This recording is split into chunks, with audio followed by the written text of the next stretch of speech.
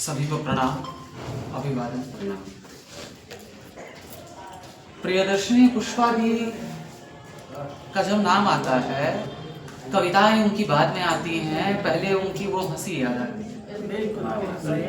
मैं अभी भी बोल रहा हूँ, रोंगटे खड़े हो रहे हैं कि अचानक वो एकदम चहक करके खिलखिला करके हंसना, सबसे खुल के मिलना। मैं शायद जितने देर वहां पे बैठा हुआ रहूं था, सबकी कविताएं चल रही थी और फ्लैशबैक में बस वो एक अचानक खिलखिला करके हंस जाने वाला जो इमेज है वो चेहरे के सामने से हट नहीं रहा है। प्रियदर्शनी पुष्पादी एक ऐसा व्यक्तित्व रही जिनके चलते आज हम सभी यहाँ पे उपस्थित हैं।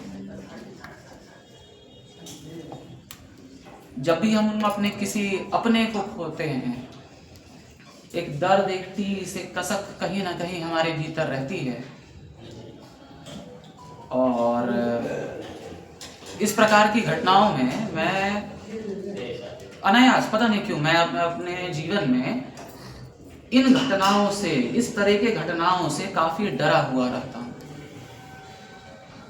मैंने खोया है, कई बार खोया है, अपने मित्रों को खोया है, अपने परिवार में खोया है, तकलीफ होती है। और सब समय जब भी इस तरीके की चीजें होती हैं, इमोशंस सिर्फ एक,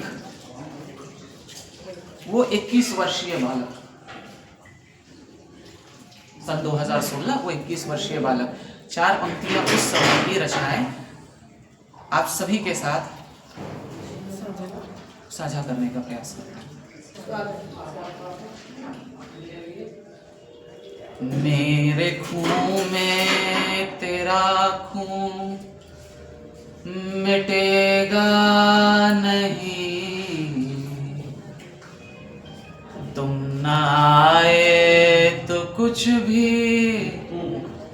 बचेगा नहीं। मेरे खून में तेरा खून मिटेगा नहीं, तुम ना आए तो कुछ भी बचेगा नहीं। तुमने पलकें झुकाई, अंधेरा हुआ, तुमने पलकें झुकाई, अंधेरा हुआ। अब यहाँ कोई सूरज उगेगा नहीं। मेरे खून में तेरा खून मिटेगा नहीं।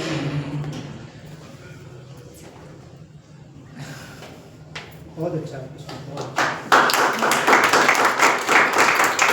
तुमने क्या कर दिया, क्यों चले यूं गए। तुमने क्या कर दिया, क्यों चले यूं गए। मुझको बेटा तो कोई कहेगा नहीं, सब ये कहते हैं मैं तेरी परछाई हूँ। सब ये कहते हैं मैं तेरी परछाई हूँ। पाँव जूते में अब भी हटेगा नहीं। मेरे खून में तेरा खून मिटेगा नहीं।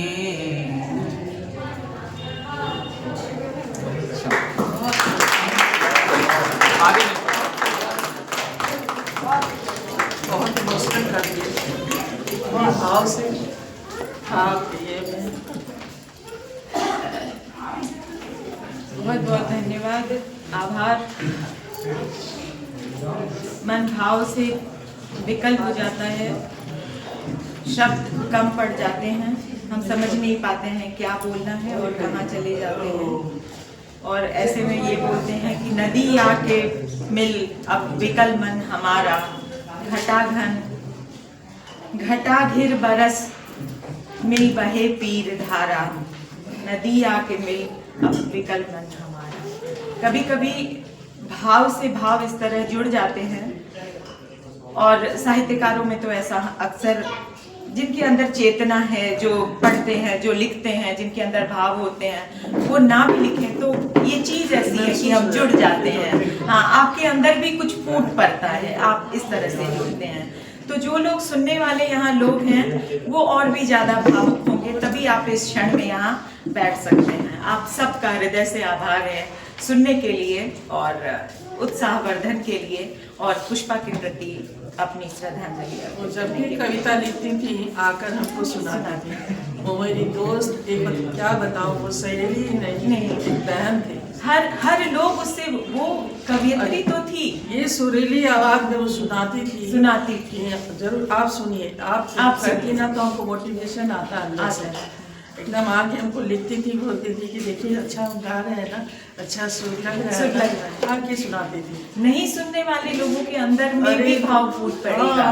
अगर तेजी हो गए थे, मतलब मेरी पड़ोसन थी, वो नहीं आई थी, लेकिन हमसे इतना अटैचमेंट हो गया था। वो कहती थी कि आप आदमी आ गई तो रौनक आ गया, और बोले आपकी कविता सुन के हमको भी बहुत अच्छा लगा। वो एक ऐसी उसका व्यक्तित्व था कि उसे जोड़ना बहुत आता था। और एक बात मैं कहना चाहूंगी कि आजकल लोगों के विचारों में इतनी संकीर्णता है, मैं लिखूं, मैं बढ़ूं, लोग आगे ना बढ़ें। लेकिन एक प्रियदर्शिनी थी, उसने जब से सीखना शुरू किया वो अपने साथ लोगों को जोड़ती थी और इतना प्रेरित करती। आप भी लिखिए, आप कैसे नहीं ना, 2 ही लाइन लिखिए, लेकिन लिखिए। हाँ, ऐसे बहुत कम लोग होते हैं। प्रेरित करती थी, इनकरेज करना कहते हैं। हाँ, वो सब में नहीं होता है। हम अगर कोई एक अच्छी चीज बनाते हैं, हम चाहते हैं कि नहीं ये बस मेरी रहे, मैं आगे बढ़ूं, लेकिन उसका था, उसे जाना था, इसलिए वो अपने साथ इतने लोगों को जोड़ ली। इसलिए सबका वेलकम। जितना भी कहूंगी मैं कम कहूंगी, अगर मैं बोलने लगूंगी तो सिर्फ उसकी बातें करूंगी।